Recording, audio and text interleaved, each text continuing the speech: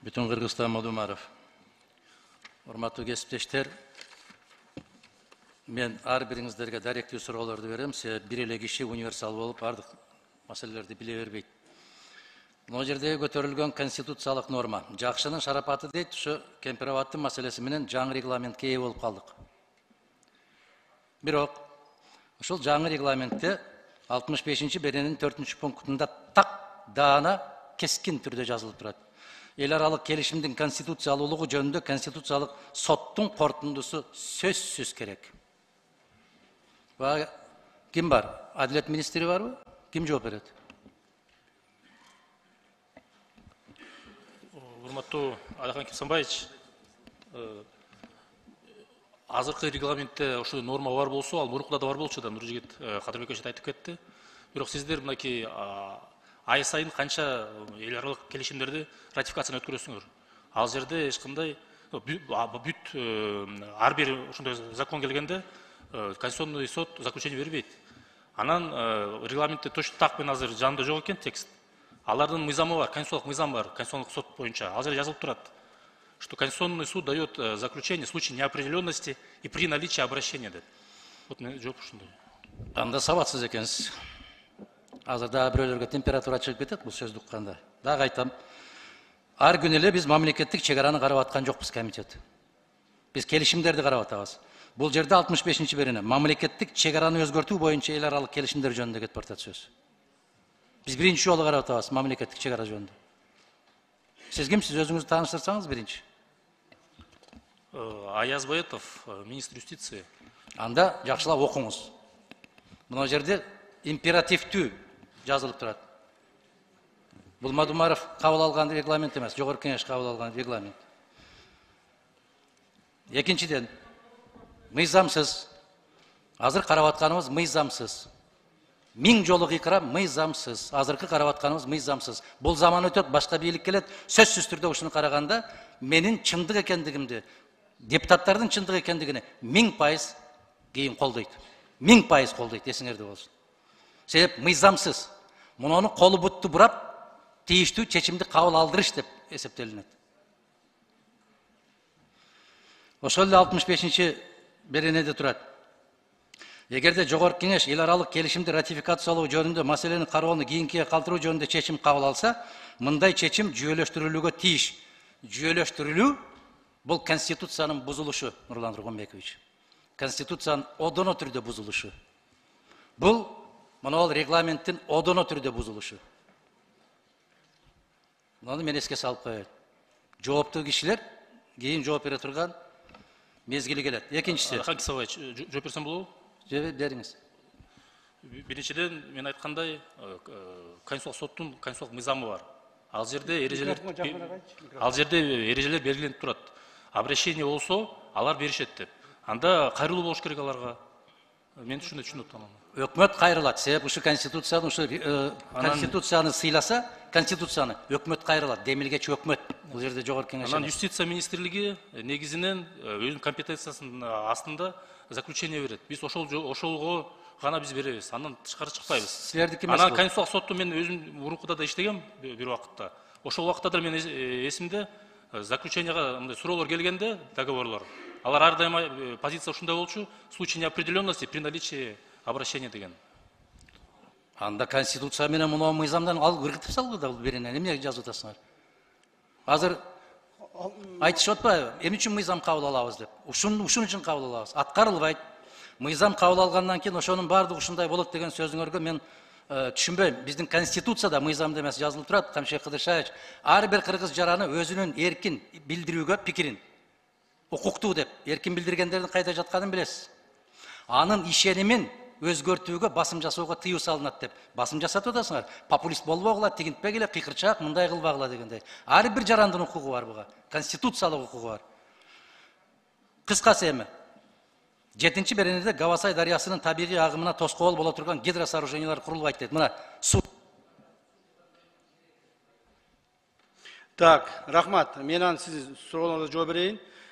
Айтып атасыз, регламент бүгүнкү ушул кемпироват келип бактысы ачылып кол коюлуп калды деп. Андай эмес. Давайте ушундай баягы кычы сөздөрдү токтоткула. Регламентти сиз кабыл алгансыз, урматтуу депутаттар менен чогуу.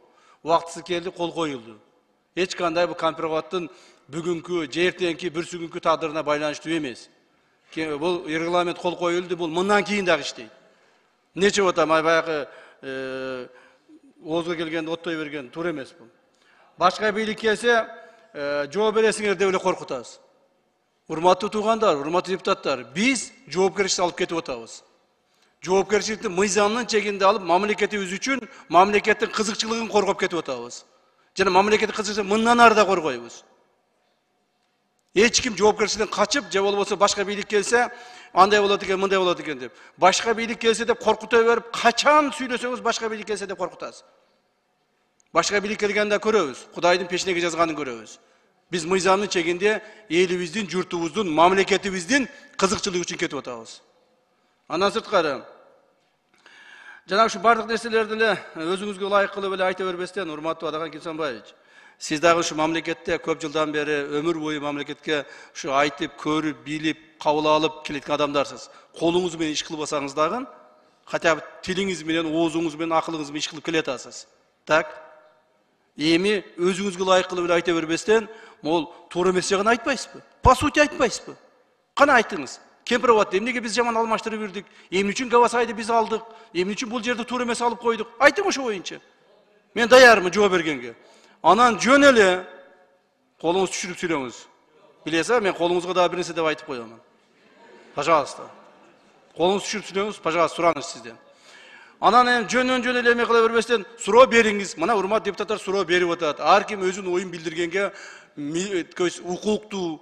Билдириңиздер, айтыңыздар, жооп берейин бардыгына. Эч маселе жок. Бирөөнү тыйып аткан жокпуз. Же сен аз сүйлө, же сен көп сүйлө деген маселе жок. Баарыңыздар регламент негизинде берилип атат. Ал эми эркин билдиргендер каякта отурганын көрүп атасыз деп мага айтып атасыз. Урматтуу Адаган Кимсанбаевич, эркин билдиргендер эмес, провокаторлар. Мамлекетке дестабилизацию алып келебиз.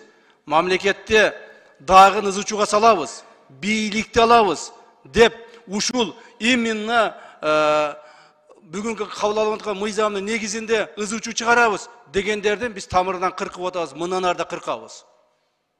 Бул биздин мамлекеттик кызматта отурган адамдын милдети.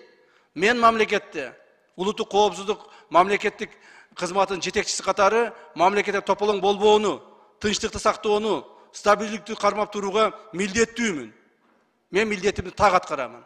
Ошондуктан урматтуу депутаттар, эгерде мамлекетибизге мындан ары дагы кимдир бирөө бүлүк салгысы келсе, бул тышкы душман болобу, ички душман болобу? Биз толук бойдон мамлекет тарабынан чара көрүүгө милдеттүүбүз.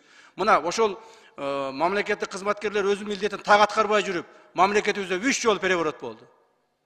3 жолу бийлик күтүүсүздөн алмашты. Мындан ары бийлигибиздин бардыгы сиздер кабыл алган мыйзамдын чегинде, конституциянын негизинде алмашканга биз шарт түзүп беребиз. Кудай буйрса. Рахмат. Рахмат. Садыр Нуркожоевич, урматтуу президент сөз сурап атат. 5-чи микрофон. Бүтүн Кыргызстан Мадумаров. Процедуралык маселе. Процедуралык. Нурлан Тургунбекович, сиз депутаттардын абирине шек келтирген учурда тыйып коюшуңузду суранам. Регламент боюнча. Бул бир. Экинчиден, мен моомду алып көрсөтүп атканда Нурлан Тургунбекович далилдеп бериңиз деп атам. Мен сизге кайрылдым. 10 мүнөттүк фракциянын убактысы бар, мен ошондо айтам деп сүйлөп атам. Кээ бир жактарга колумду көрсөтүп сүйлөөнүн өзү да кол үчүн харам болуп калат. Мен тек гана мына колду көтөргөндө айтып атам. Далилдеп бериңиз төрага, 10 мүнөттүк убактым бар, ошондо сүйлөйм деп атам мен. Бардык нерседен кара нерсени көрө бербегиле. Чочулабагыла көп. Бардык нерсе өтөт. Убактылуу. Биринчиден, урматтуу Адаган Кимсанбаевич, сизден эч ким чочулаган жок. Сизден чочуласак, биз башкача кылат элек. Сизден чочулабайбыз. Сизди биз мамлекеттик ишмер катары, депутат катары сизге кайрылып атабыз. Сизден чочулагыдай сиз кимсиз? Бөжөкөсүзбү? Сизден чочулабайбыз. Сиз коркпоңуз. Биз сизден коркпойбуз, сиз бизден коркпойсуз. Буюрса мамлекеттик деңгээлде гана ишти аткарабыз. Нурлан Тургунбекович, суроону мен сизге бердим. Ошол регламенттин 65-чи беренесинин 4-чү пункту. Сиз мындай бир түшүндүрмө берип койсоңуз. Рахмат. Сиз эгер 10 мүнөт убакыт сурасаңыз, регламентке ылайык мен добушка коем, добуш менен чечебиз. Ооба, регламенттин талабы. Урматтуу депутаттар, Адахан Кимсанбаевич 10 мүнөт убактысын сурап атат. Фракциянын регламент боюнча бул Акырында бербейсиз. Азырдан бүтүп кете бербейди. жок. Анда акыр жагында беребиз Адахан Кимсанбаевич сизге. Макул. Анда кийинки сөз Айдарбек 6 микрофон. Нурат Умеч. Эме мындай кылбайлыбы? Мына жазгандардын баардыгы чыгып турат. Бул жерде бүгүн исторический момент деп атабыз. Эме токтото ал да мындай чыбаланан келип процедураны чыбылып айтып. Жана дагы айтып кетпесе болбойт. Ушул жерде консультант чыгарып алып дагы ыжыгы болуп атат өкөтүп. Так же нельзя же. Урматтуу президент, сөз сизде. Рахмат, урматтуу депутаттар, урматтуу депутат Мадымаров. Министр юстициянын адресине катуу айтып кеттиңиз, сабатсыз экенсиң, анан тиги бу деп. Сиздин бул абдан сүймөнчүк сөзүңүз да өзү. Бул министр сизден сабаттуулугу жагынан эч кем калбайт, ашса ашып кетет. Мына 3 тилде сүйлөйт, англисче, орусча, кыргызча свободно. 30 жылдан бери ала албай, ушул залда канча кыйкырыктар, кызыл чеке мушташ болуп келген кумтөрдү алууда ополтоодой салым кошкон. Эл аралык маселелерде дагы, юридикалык маселелерде. Түнкү саат 3-тө ойготуп туруп конституцияны, закондорду сурасаңыз айтып берет. Мына мен ушуну айтып коеюн дедим. Ал эми мурда сабаттуулар берип жиберген жерлерди биз бүгүн сабатсыздар кайтарып алып келип атабыз. Мына азыр Камчыбек Кыдыршаевичтин докладынан да менин айткан сөздөрүмөн дагы ынандыңыздар, урматтуу депутаттар. Мына сиз берип жиберген 4 көчө боюнча протоколго кол коюп жиберген. Аны айтып атпайсызбы? Мыйзамсыз, туалетке барып коюш керек деп. А бирок тиги тарап барбайт экен аны менен. Мына деп эле көрсөтүп туруп алат экен. Бир нече жолу көрсөттү. Өткөндө Астанадан дагы 3 тараптуу жолугушууда да көрсөттү. Мына монтип кол коюп берип коюп аткара бербейт деп. Андан бери мына 2 жолу сүйлөшүп келди Камчыбек Кыдыршаевич. Кече жакында биз кайра кайтарып аны нейтральный статус КВО бердирип атабыз. Ошого макул кылдык. Сеники да эмес, меники да эмес болсун, андай болсо деп туруп. Эгерде мындан кийин эле дагы айнып кетпесе эле. Нейтральный территория. Биз лейлекке түзөтөбүз, сен ходжайлооң менен ворукка түзөтөсүң. Ортодо нейтральный зона болот деп бир канча квадрат метр жер. Ортодогу үйлөр алынат. Тажикстан тараптан 20 жакын үйлөр алынып кетип атат. Бизден 3-4 үй алып кетип атат, 3-4 үй. Мына ушундай иштерди жасап атабыз. Анан эми бири-бирибизди жөн эле дайыны жок күнөөлөй бербейли. Сен сабатсызсың, мен сабаттуумун дебейли.